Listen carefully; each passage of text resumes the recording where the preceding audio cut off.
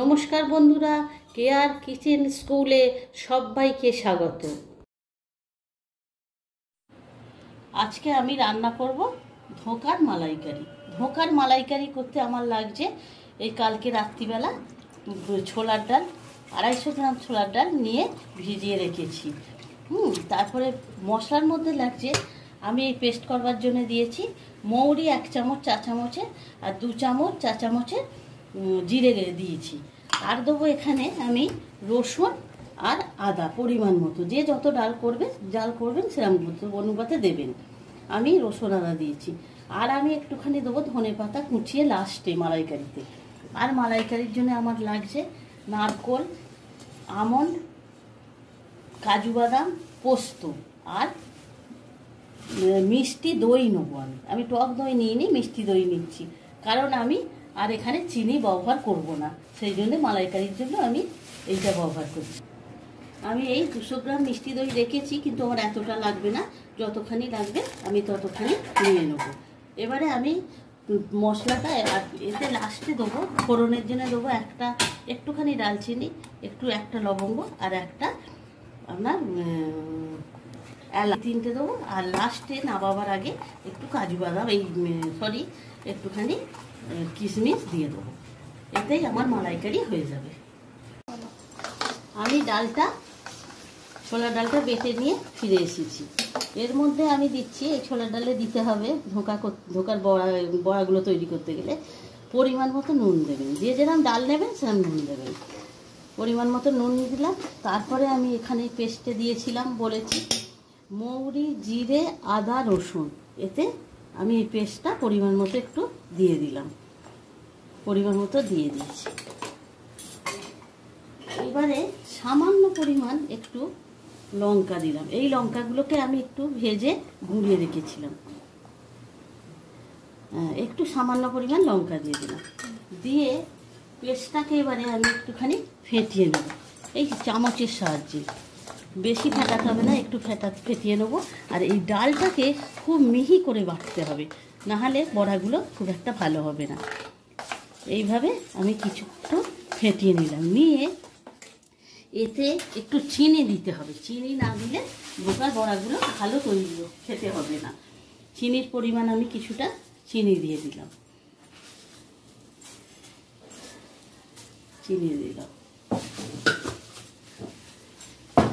পরিমাণটা এই চা চামচটা 3 চামচ চিনি দিয়ে দিলাম।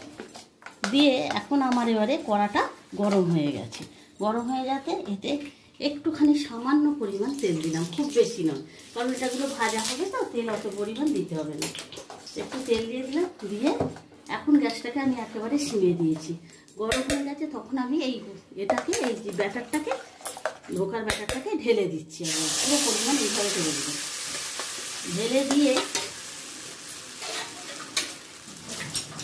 এইবার এই বাটি ধুয়ে যেটুকু জল লাগে সেই জলটা দিয়ে দিলাম। বাটিটা ধুয়ে জলটা দিয়ে দিলাম। দিয়ে এবারে আমি এটাকে গ্যাসটাকে পুরো জোরে দিয়ে দিলাম। গ্যাসটা পুরো জোরে, কিন্তু ফুলে আছে, গ্যাসটা আমার ফুলে আছে। এইবারে আমি এটাকে এইভাবে নাড়তে থাকছি। এইভাবে নাড়তে হবে।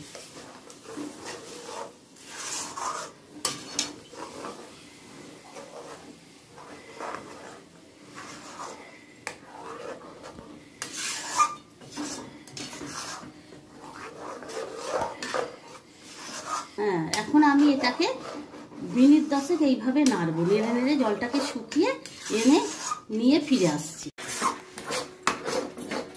এইভাবে আমি নাড়তে থাকবো মিনিট 5 কি 10 মধ্যে, যতক্ষণ আমার সময় লাগবে এইভাবে নাড়তে হবে। নেড়ে নেড়ে যতক্ষণ দেখবেন ছোলাটা টান হয়ে আসছে ততক্ষণ আপনি নাড়বেন। টান হয়ে গেলে এই দেখুন জলটা সব মরে গেছে, একবারে টান হয়ে এসেছে। এইভাবে টান হয়ে গেলে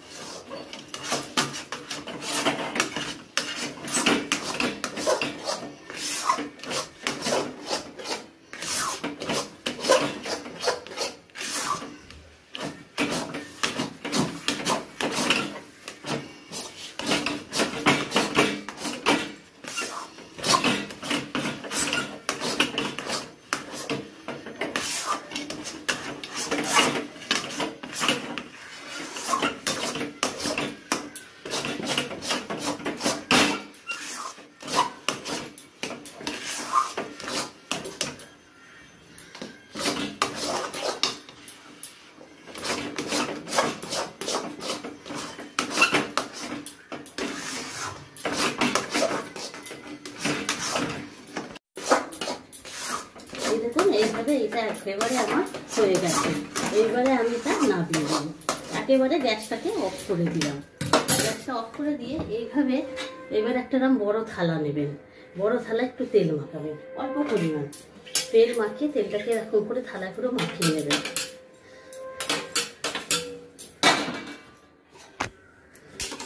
থালাটায় তেল মাখিয়ে নিলাম, এই দুটো থালা মাখিয়ে নিয়ে এইবারে এই ব্যাটারটাকে এইভাবে এইতে দিতে থাকবে।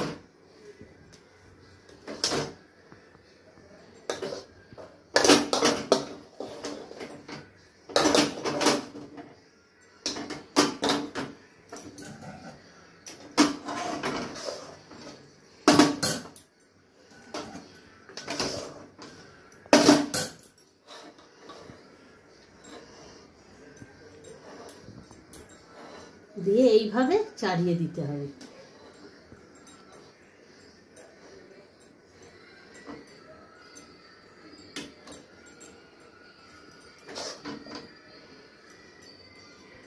সমান করে এইভাবে দিয়ে চাড়িয়ে দেবেন।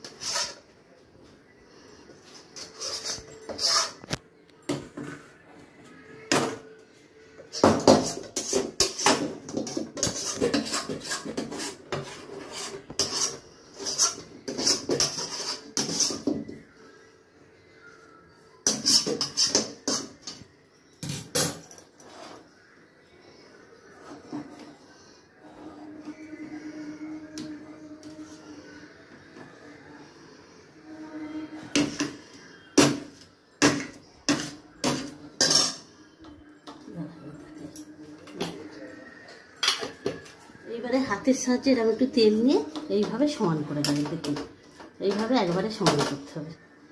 এইভাবে সমান করে দেবেন একেবারে হাত ডিশটা এইভাবে সমান করলে দেখবেন খুব সুন্দর সমান হয়ে যাবে। এবার একটু হাতে লাগবে না, দেখুন একটু হাতে লাগছে না। এইভাবে আমি সমান করে দেব। দিয়ে মিনিট 5 কি 7 যেরকম বুঝবেন, এটা ঠান্ডা হয়ে গেলে তারপরে আমি কেটে নিয়ে ফিরে আসছি। এইভাবে আমাকে কেটে নিতে হবে, এইভাবে কেটে নেব।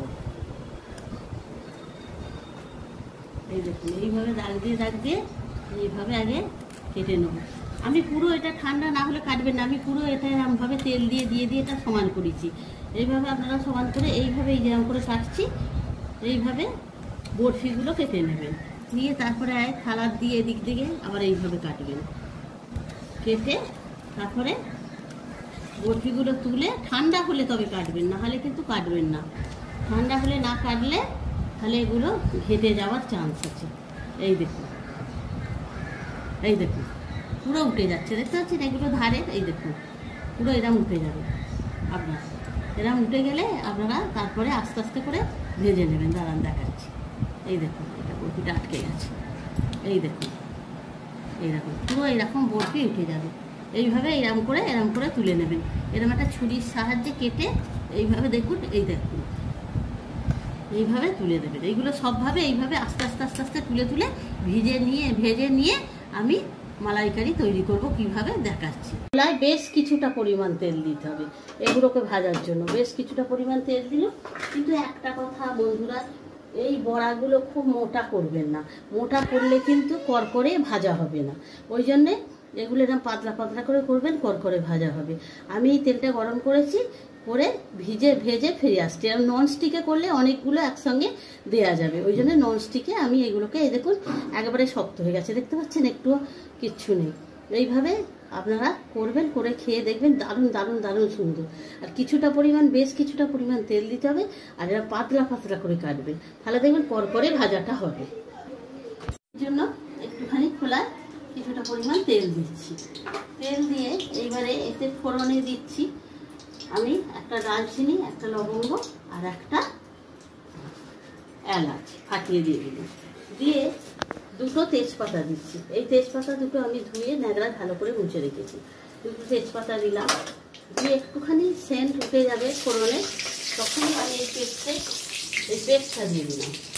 পেস্টটা দেওয়ার আগে আমি একটু 2 চামচ দিয়ে দিলাম, ওই আদা, মৌরি, রসুন আর জিরে বাটাটা দিয়ে দিলাম, অল্প পরিমাণ দিয়ে আমি একটু নেড়ে দিলাম।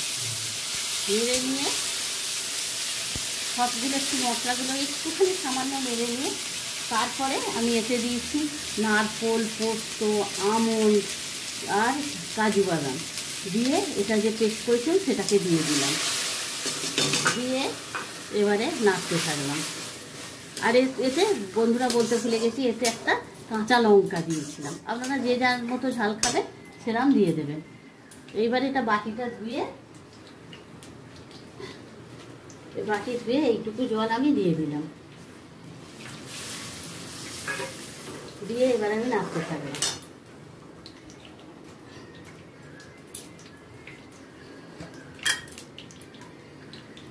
আমি এই লঙ্কাটা পেস্ট করে রেখেছিলাম, ওই জন্য আমি একটু সামান্য পরিমাণ দিচ্ছি, কারণ এই লঙ্কাটা ভীষণ ঝাল। আপনারা যে যেরকম ঝাল খাবেন দেবেন।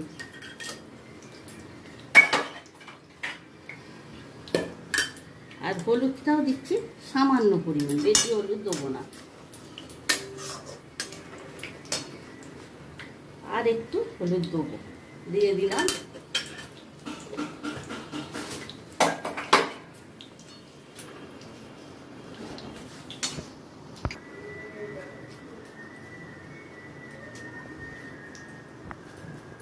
আর একটুখানি পরিমাণ আমি টমেটো দিচ্ছি, একদম অল্প টমেটো দিচ্ছি।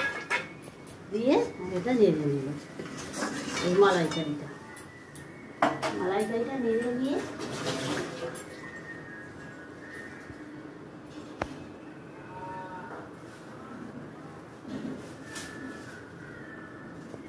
এখন আমি গ্যাসটা একদম আস্তে রেখেছি। মালাইকারিটা নেড়ে এতে 2 চামচ মিষ্টি দই দিলাম।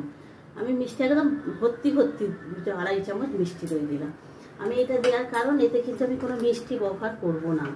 আস্তে দিয়েছি এই কারণে এখানে আমি আস্তে আস্তে করে ঘেটে নেব। এইভাবে কড়াতেই আমি ঘেটে নিচ্ছি দইটা, এইভাবে মিশিয়ে নিচ্ছি। দেখুন এইভাবেই আমি মিশিয়ে নেব। এইদিকে আমি ননস্টিকে যে এতে আমার সব কিছুই দেওয়া হয়ে গেছে। আর একটুখানি পরিমাণ মতো নুন দেবো, যেরকম নুন দেওয়ার দরকার যেটুকু লাগবে সেইটুকু নুন দিয়ে দিলাম। দিয়ে এখন আমি একটুখানি ফুটতে দেব।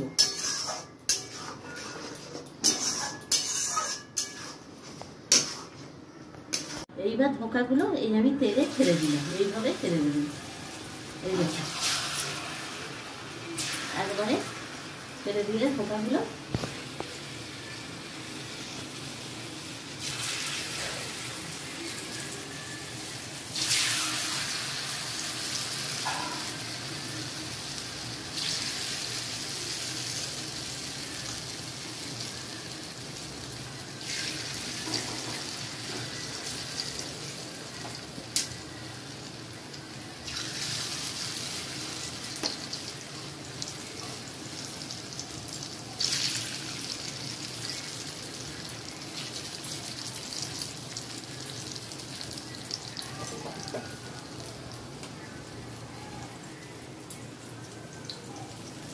এই দেখুন বন্ধুরা, একটুও কিন্তু ধোকা ভাঙেনি, দেখতে পাচ্ছেন?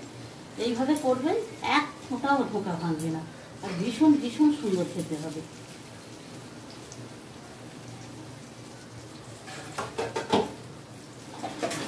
এইভাবে আপনারা ঠিক করে ধোকাগুলো দেবেন। ননস্টিকে দিলে অনেকগুলো একেবারে আপনারা ভাজতে পারবেন, তাতে আপনার তাড়াতাড়ি হয়ে যাবে। এই দেখুন একেবারে ফুলে গেছে, দেখতে পাচ্ছেন কি জানি না।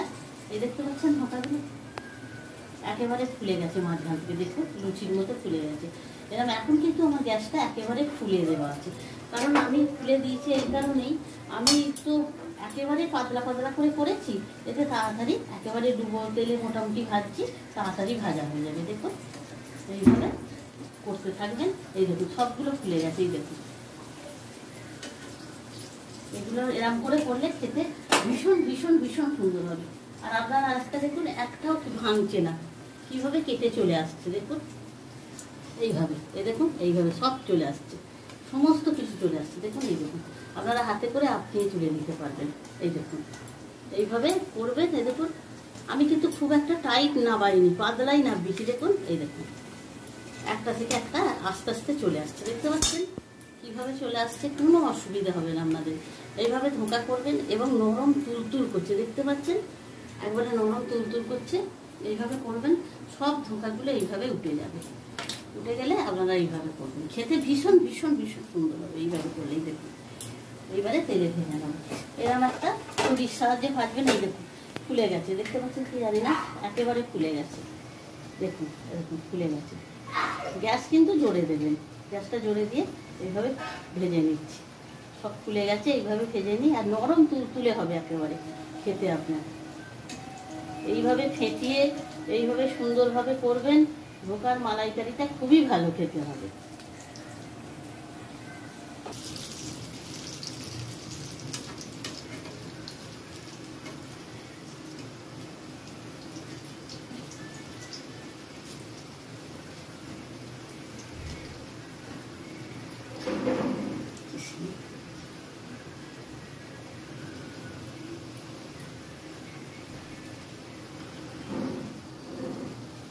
একেবারে এইগুলোকে লাল লাল করে দেখুন সব ফুলে গেছে, দেখতে পাচ্ছেন এই দেখুন, এই দেখুন সব ফুলে গেছে।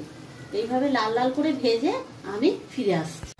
একবারে আমি গ্যাস নিভিয়ে দিলাম, দিয়ে এবার আমি মালাইকারির উপরে 2 চামচ ঘি ছড়িয়ে দিলাম, দিয়ে একেবারে রেডি মালাইকারি আমি সার্ভ করে দেবো।